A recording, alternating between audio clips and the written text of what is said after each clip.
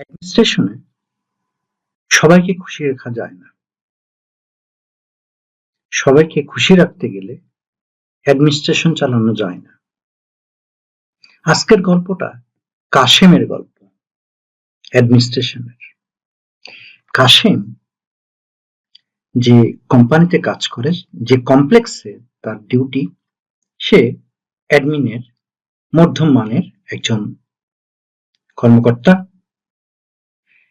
সে সকালবেলা এসে, সেই সময়ের কথা বলছি অনেকদিন আগের, সে তার ওয়াকি-টকি এবং মোবাইলটা নিয়ে শুধুমাত্র ডেস্কে এসে সে দুটো জিনিস নেয় বা মেলটা একবার চোখ দিয়ে দেখে সে নিচে চলে যায়। নিচে সে ঠিক মাঝখানটায় দাঁড়ায়, তার কে সারাউন্ডিং করে ওখানে ৬টা ইউনিট রয়েছে। এই ৬টা ইউনিটের প্রবেশদ্বার এখান থেকেই দেখা যায়। তার হাতে ওয়াকি-টকিতে কল আসছে, ওয়াকি-টকি দিয়ে বিভিন্ন জনকে ইনস্ট্রাকশন দিচ্ছে, স্যাররা ফোন দিচ্ছে, স্যারদের ফোন শুনছে। এই ৬টা ইউনিটের প্রত্যেকটা ইউনিটের বারান্দায় বা প্রবেশ পথে ওই জায়গার সেন্ট্রাল অফিসের যে পিয়ন, সে আর একজন ট্রেন করা লোডার দাঁড়িয়ে থাকে, যাদের সাথে আগেই তাদেরকে ট্রেন করা এবং মেন্টালি হারমোনাইজড। কাশেমের সাথে রয়েছে মিঠু, মুরাদের মতো অফিসাররা। যাই হোক, কাশেম,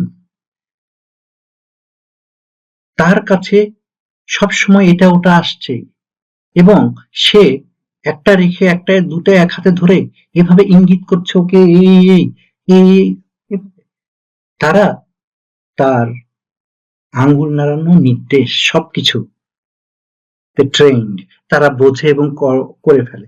কোনোটা যদি না বোঝে তাহলে চলে এসে জিজ্ঞেস করে আবার ফিরে যেয়ে করে। সুতরাং এখান থেকে কাশেম মাঝখানে দাঁড়িয়ে শুধুমাত্র সে দুপুরবেলা লাঞ্চের টাইমে সবাই বের হয়ে যাওয়ার পরে সে লাঞ্চে যায় এবং সবাই ঢোকার আগেই সে লাঞ্চ শেষ করে এসে আবার তার এ জায়গায় দাঁড়িয়ে যায়। এখান থেকেই সে অ্যাডমিনিস্ট্রেশন চালায়। কোনো কিছু সাইন করার দরকার পড়লে লোক ওখানেই আসে, দাঁড়ার পর সে সাইন করে দেয়। কিন্তু কোনো অন্যায় কোনো কিছু কোনো স্যার বললে সে সুন্দরভাবে বলে, স্যার এটা তো আমার পক্ষে সম্ভব না, আপনি একটু বড় স্যারদের সাথে কথা বলুন। এভাবে সে টেকনিক করে এগুলোকে তার আওতায় নেই এই জিনিসটা জানিয়ে দেয় অত্যন্ত ভদ্র এবং সমীচীন ভাবে। আর ঠিক তাই একবার ম্যানেজমেন্ট ভুল বুঝে কাশেমকে যখন বের করে দিবে চাকরি থেকে, তখন একমাত্র এটাই আমার দেখা একটা নজির, ৭ জন বিভাগীয় প্রধান বিভিন্ন ডিপার্টমেন্টের, তারা ম্যানেজমেন্টের কাছে যে ম্যানেজমেন্টের ভুলটা ভাঙিয়ে দেয়।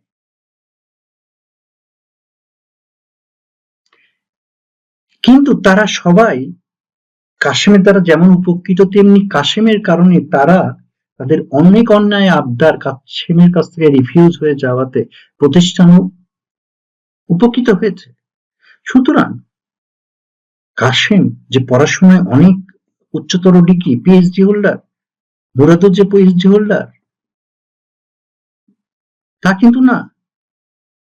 বাট বাস্তব জীবন থেকে তারা শিক্ষা নিয়ে তারা নিজেরা টেকনিক বের করে নিজেরা নিজেদের ট্রেন করে। এদের জন্য রফিক সাহেব তাদেরকে ট্রেন করতে হয়নি, রফিক সাহেব ডিপার্টমেন্টাল হেড, তাদেরকে ট্রেন করতে হয়নি, কিন্তু রফিক সাহেব তখন দৃষ্টি দিতে পেরেছে ভ্যালু অ্যাডেড কাজে এবং ভ্যালু অ্যাড করা কাজ সে করেছে। কাশেম টোটাল অপারেশনটা সামাল দিয়েছে। সে আজও ওই প্রতিষ্ঠানে আছে, প্রতিষ্ঠান অনেক বড় হয়েছে, কাশেমেরও অনেক উন্নতি হয়েছে।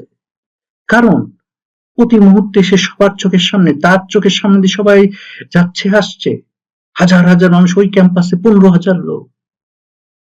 সুতরাং এটা বইপত্র থেকে তো কাশেম জানেনি।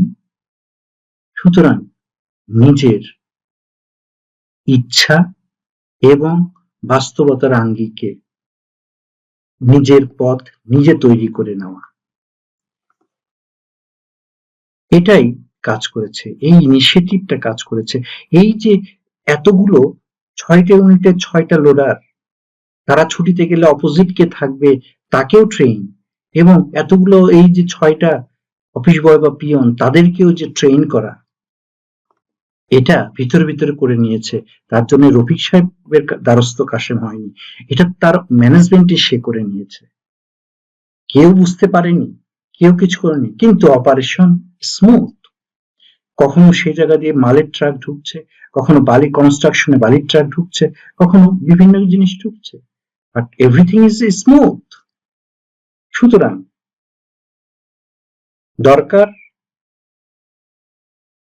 হৃদয় থেকে নিঃসৃত ইনিশিয়েটিভ এবং আপনার ইনিশিয়েটিভ। ধন্যবাদ সবাই।